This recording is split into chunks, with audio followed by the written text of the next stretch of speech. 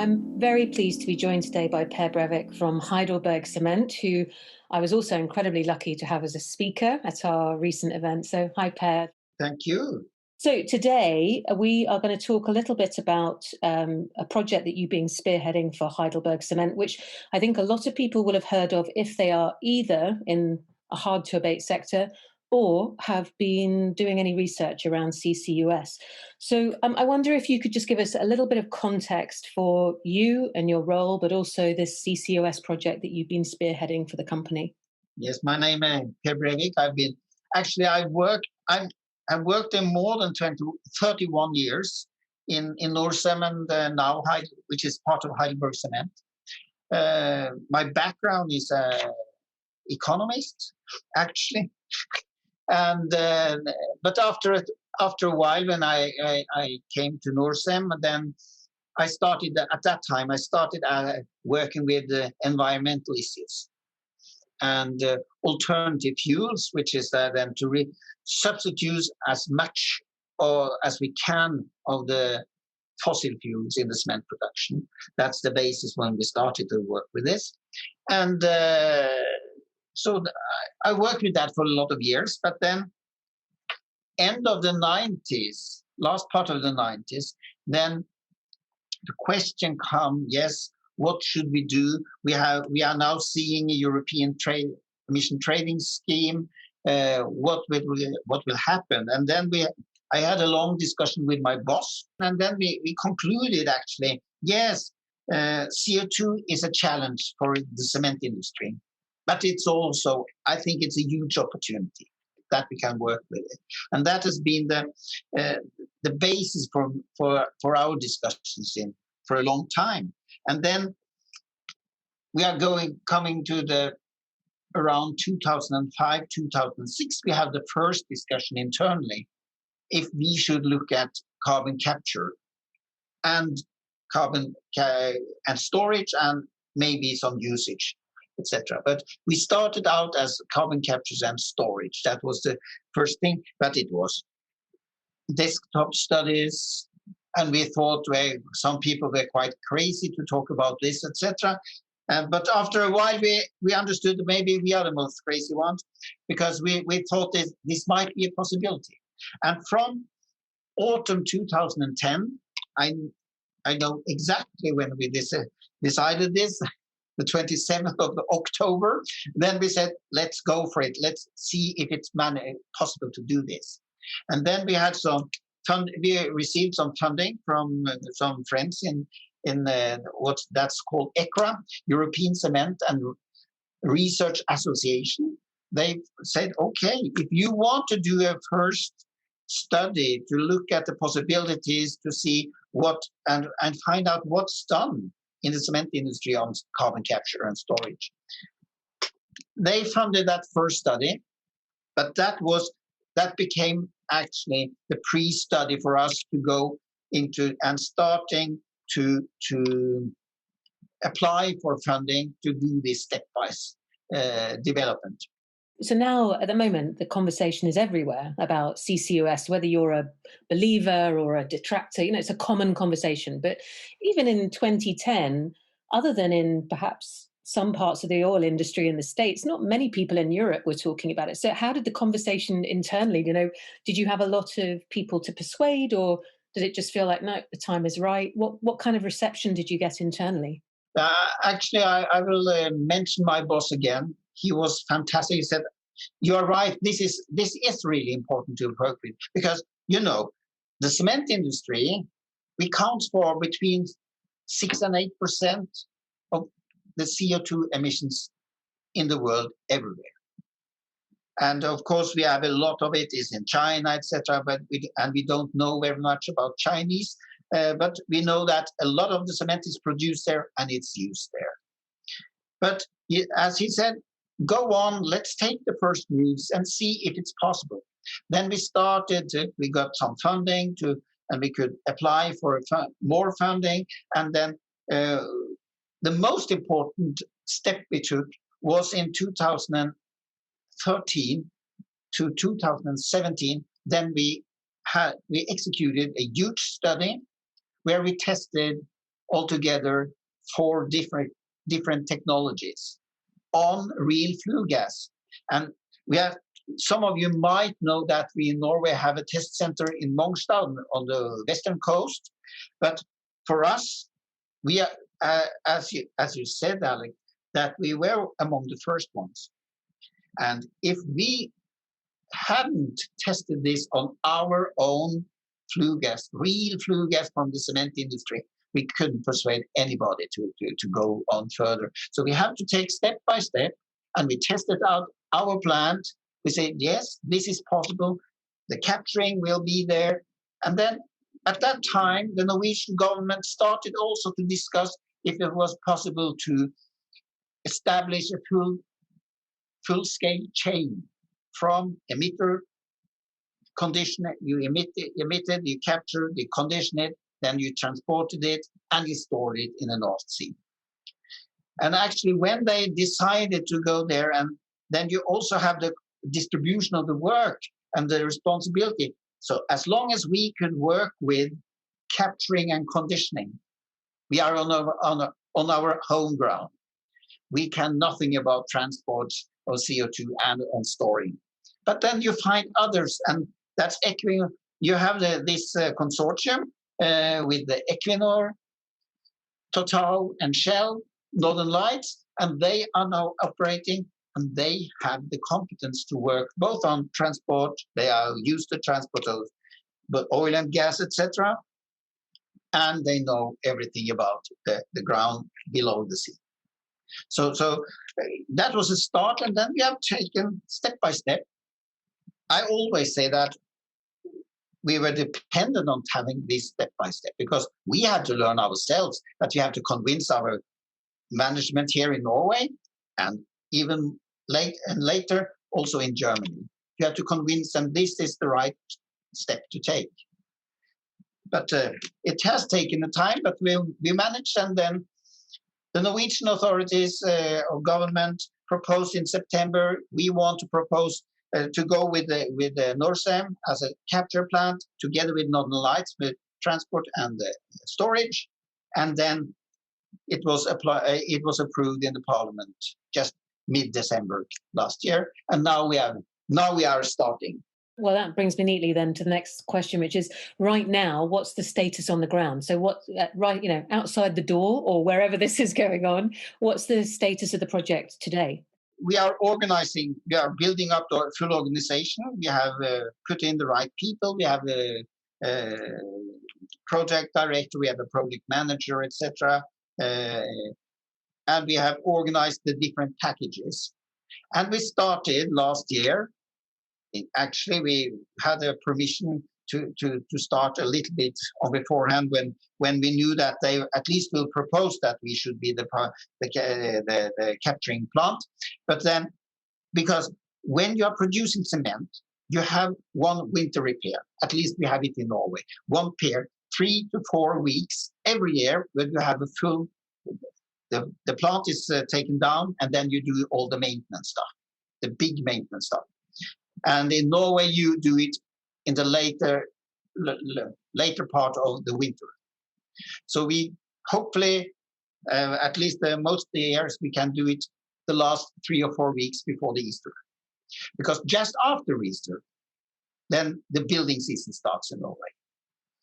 So so we did some work last autumn, because we knew that if this is approval mid-December, we can start the 2nd of January, which was the 4th of January this year, of course. Then we started, and we have to be prepared when you come to the winter start. And that's actually what we are doing. We are organizing it, but we are also starting to demolish things, to move things, etc. Because we will demolish and move the first year.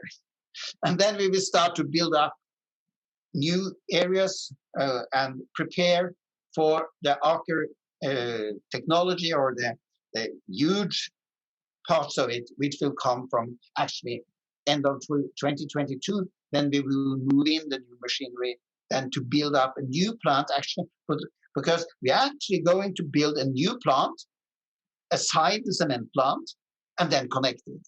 And it has to be integrated. So it's it's a huge, really impressive plans and a huge project. And if we still manage to do this, and at the same time produce the 1.3 million tons of cement every year, then we have then we have achieved everything we should dream of. And I'm still optimistic. We have a really good project team. I think I have never seen such a well-planned project in my lifetime as a cement guy. Man, there are always something that can happen.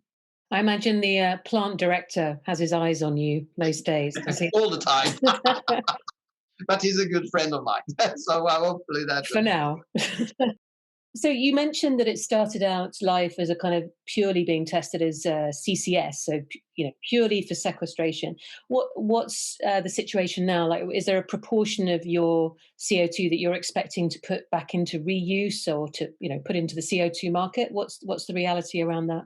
No, actually, for our project, everything should go to storage, sequestration, and the reason is that we have an agreement with the ministry, and the ministry, they are very focused on that. We should find out and demonstrate that sequestration is safe and functions well. Although Norway has a lot of experience already from storing CO2 on the Sleipner field. We have done that for 24 years, and we are confident, but of course everybody doesn't know everything about that, so we have to convince somebody still. But of course, there is in the agreement with the ministry, there is a possibility, and if we find a good project which we can help or support by giving them some of the CO2 from our plant, it's possible to discuss that with the ministry. But the plan is that everything shall go to storage. So essentially, although this is a large project in and of its own right, you are part of a bigger system project, aren't you, really? Yes, we are. But as I say, I always say, the amount of CO2 is enormous. And there will come really good projects for usage, definitely. But you will always need the storage as the basis of it. You need that. Some of this, yes, this will go to storage, etc. But if you find good projects, definitely we shall go for that and see if it's possible to develop that further. So as you mentioned, this project really was made viable by Norwegian government money. What are you learning, or what's your sense of what would make a project like this investable without government money? I know at the moment, if I ask most companies, they'd say we all need government money. But what are you learning about either the nature of projects that might be investable without that, or is there a timeline when you think government money wouldn't be so essential? Is there anything that you could share around that? We have a lot of funding, but not everything. So we have to make a small business model ourselves, because Heidelberg Cement has a commitment for around 20%, a little bit more than 20% of the investments and the operating costs. We have to come for the first years. That's our money or challenge, of course. And so, as you say, you need some income. You need to make an investment analysis, etc. And the income for us is that we keep the allowances which we don't need. They can be sold internally or externally, etc. That's the only income we have from that. So that's the one thing. And as I always say, I'm sure the cost of emitting CO2 will increase.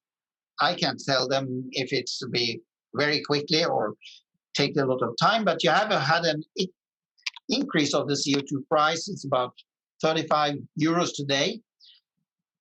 That's the one side of it. The other side is the cost of the equipment you need.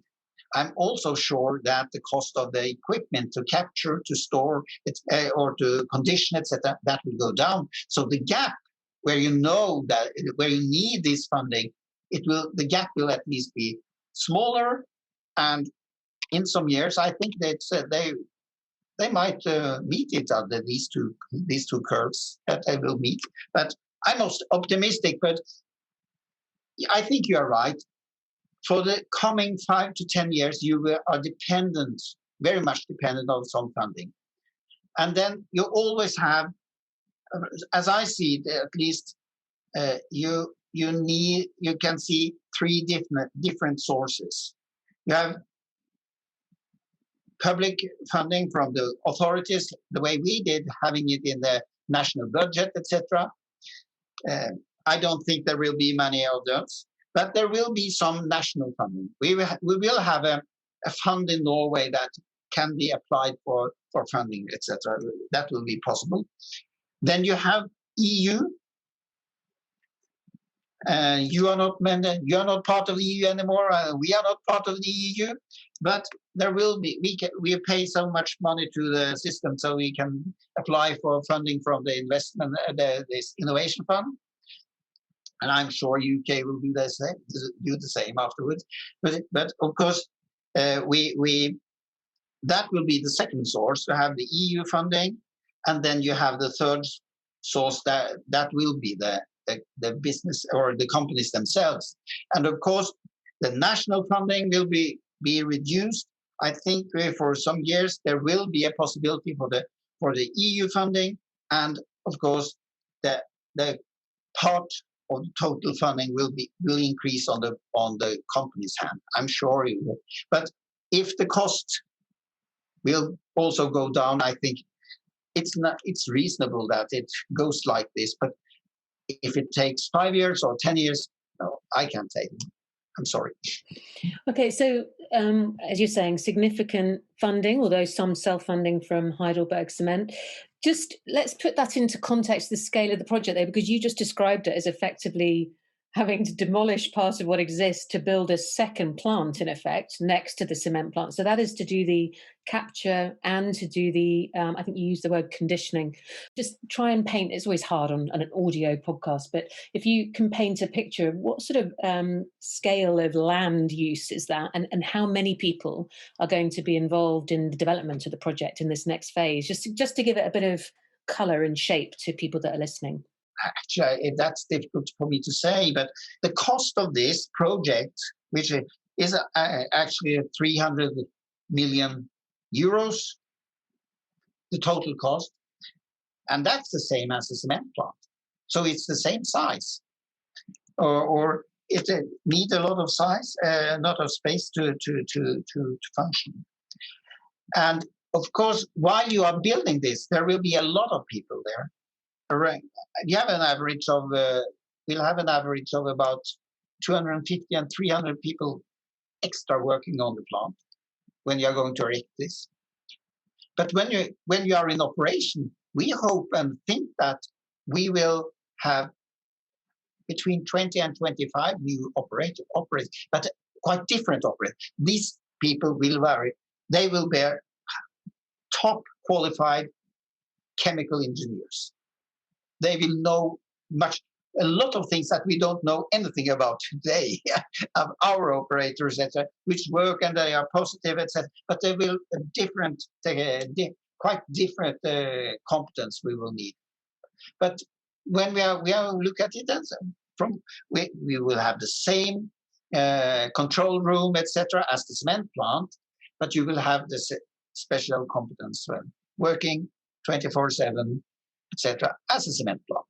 And in terms of the technology, and please, if I know this is still in discussion, so there's no pressure to answer if you can't, but it's not developed in-house, it's not been bought out by Heidelberg Cement, you are doing this with a technology partner.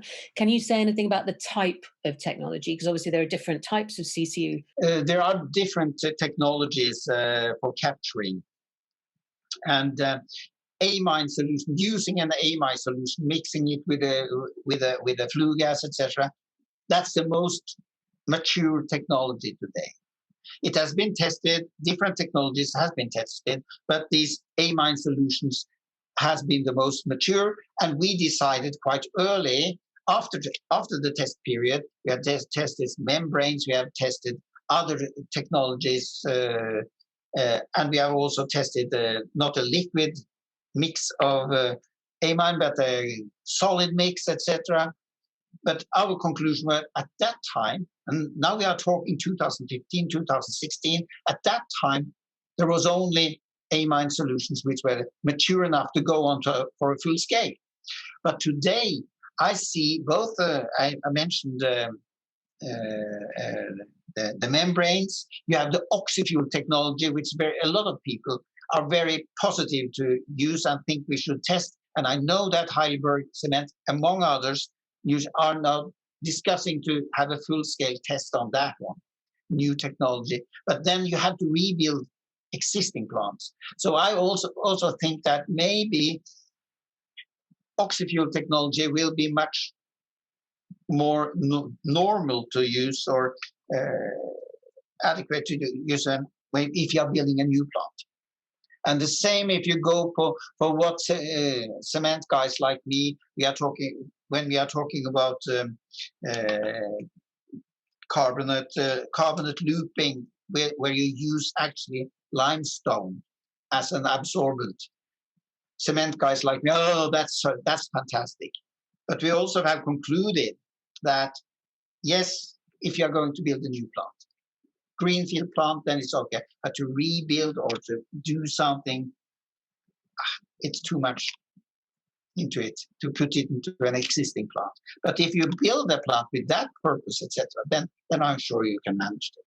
Moving into slightly a different area then, you've mentioned that you're part of a sort of a broader system of projects, if you like.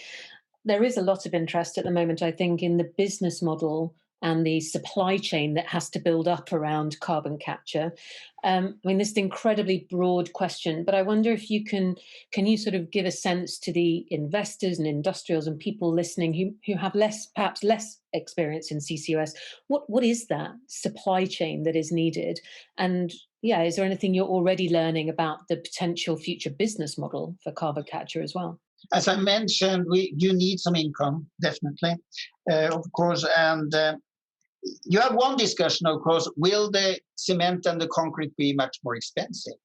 That's an important discussion. And we have actually, I can mention that we have studied together with one of the biggest entrepreneurs here in Norway. We discussed 4 concrete projects. One for a normal house, from offices, industry, and from infrastructure. And then we did some calculations. If the cement has the double price as it had at that time, what were the consequences for the total building costs? And even if the cement was doubled, the cement price was doubled, the effect on a normal house for you and me, less than 1%, the increase of the costs. You will be on a level 1, 2, 3% increase if you go to an office building, etc. But when you go to a huge infrastructure project where the concrete is a much bigger part of the total cost, then you might have have an increase of 5 to 8%, and that might be huge money because infrastructure projects, they are costly. And if you have a huge, one of the figures are a big one, then even a small part of it will be a lot of money. So we have been very focused on that, because how much are people willing to pay extra for a premium product? And then it will always be those builders that has to pay, because the first one of where we deliver this to a concrete producer, he can take all the costs if you want to. So you have to find out, somebody has to pay in the last row here. So that's important. But that's one thing. I think also, there, at least it's different, a little bit different right around, but the Norwegian authorities, they are building a lot every year, huge project. And I'm quite sure that they will ask for the CCS cement. And I think that's quite normal. If they have funded a huge project, then they also have to use it. And of course, with a lot of funding, the increase for our product will not be that big as it will be. But as long as if we work together and find out solutions that the costs for capturing, conditioning, etc., will go down, then it will be possible to manage this. At least that's my definitely thought of this. So when you kind of look at kind of moving forward away, I mean, obviously this project still has a long way to go, but to future projects, what is it this issue of the market for low carbon cement that's the biggest challenge, do you think? Is it that business model piece, or is there some other kind of aspect to these projects that you also think needs to be addressed, to made easier to deal with? I think there is sustainability is so important today, and it will increase the discussion regarding sustainability. It will be even more important. Therefore, I am also very concerned about that we have to document this. You need a documentation that you have such and such footprint. And we have a competition, of course, regarding building materials with the wood in Norway and Scandinavia. We have the steel, the glass, etc. But especially towards competing with wood products, then it's, as I say, we are much better than them to document. A tree, yes, it's green, but they haven't documented it. And especially if you build a lot, as we do with trees in Norway, if you bring the products from Southern Europe, then at least you have a transport part of it. It has to be included in, so documentation to have a system where you can compare the different building materials in an okay way. So as I say, it's not apple and pears, but at least different color on the apples. Then it's okay it's correct enough to do that. That's one thing I think it's so important to bring in, and I think public projects is so important, and I'm quite sure if they are going to build some huge public projects in Norway, they will ask for to have this kind of cement when we are out in the market. So you mentioned that the project has sort of been in gestation, if you like, for 15 years. The last 10 has been the real kind of core activity. What's the realistic timeline for future projects? So a lot of that obviously was about all sorts of feasibility, not just about the site, but about the broader technology. What's your sense of the sort of length of time that future projects might take to go from idea through to the phase you're at now, about to break ground, as it were? The project I know best is, of course, what we are doing here in Heidelberg Cement. And actually, we had an internal seminar a short time ago, and at the moment they are running 8 projects in Heidelberg Cement with CCS. Brevik is in the first, yes, we are in the Champions League, and we are the most mature, and we are starting to realize that we have a really good project in Canada, but we have also in Belgium, in Sweden, etc. So 7 of these projects are in Europe. That's fine and interesting. But I think we are now speeding up because we are working very hard with the project in Sweden, Slite Plant and Gotland, which is we will capture close to 4 times the same amount as in Brevik if we manage to do. There we are doing the feasibility studies and looking at how to do this in a much quicker way, if we can put it like that. And I think that it's not unrealistic that we are talking about to cutting the time to, if we say we started last year, then we can be in operation in 8 years. I know that in Belgium they have a good project in Lixhe, some different technology, but they are functioning, and they will be up running in 5 years. So it is gaining speed as well as affordability. And the focus is so important that we have a really good focus from the top management in Heidelberg Cement at the moment. They say that okay, it's costly, but we have the possibility. We are having a good situation. We are the first. We are front runners at the moment. Let's stay there, and that's good to hear from them. Well, that kind of leads me to my last question then, which you've already mentioned, that having that proper real kind of focused commitment from C-suite and senior management is one of the kind of hallmarks of a successful project. This successful project. What if you had a head of decarbonisation from another industrial in front of you? What advice might you offer? What have you learned? What questions have you started asking that maybe weren't asked to begin with? Is there anything that you would say to someone? Look, if I were you, these 3 things are what you need to focus on or think about in order to succeed in a project like this. What comes to mind? The first thing is to see if you have some people that can help you to have the first glimpse of a business model that this might be the right thing to do. And based on that, one thing there is, of course, you look out and see how will the climate change regime be in the future. If you see that, yes, there will be tighter. If it's the ETS, etc., it will be tighter. You have to do something. You have to take measures now. That's one thing. That's the understanding in a way. And then if you have a business model, then it's important. Then you have to have people committed to this to work. You organize a project with committed people. You need the commitment that they want to do it. They want to do this. Of course, I think that's so important. And actually, one technical thing, and I think the answer very often will be yes. Will you need to test it on your flue gas, etc.? And I think very often, if you haven't done anything in your industry first, then I think prepare for testing. See if you can.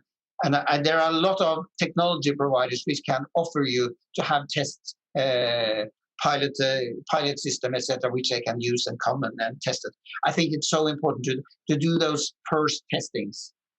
And the way Aker, which is now our technology provider, the way they executed that test period was one of the things that convinced us that this is the right partner for us. So if you need organization, you need to work with it, you need a business case, and you need to see which step will we have to go through before you can take a decision on this. Well, look, I've said it before, but I'll say it again. I really have appreciated not just talking to you today, but thanks so much for getting involved in our first event as well and being just so generous with what you've learnt from this project and also how Heidelberg Cement is proceeding with it. So thank you, Per. Thank you very much. Thank you for giving me the opportunity to speak with you.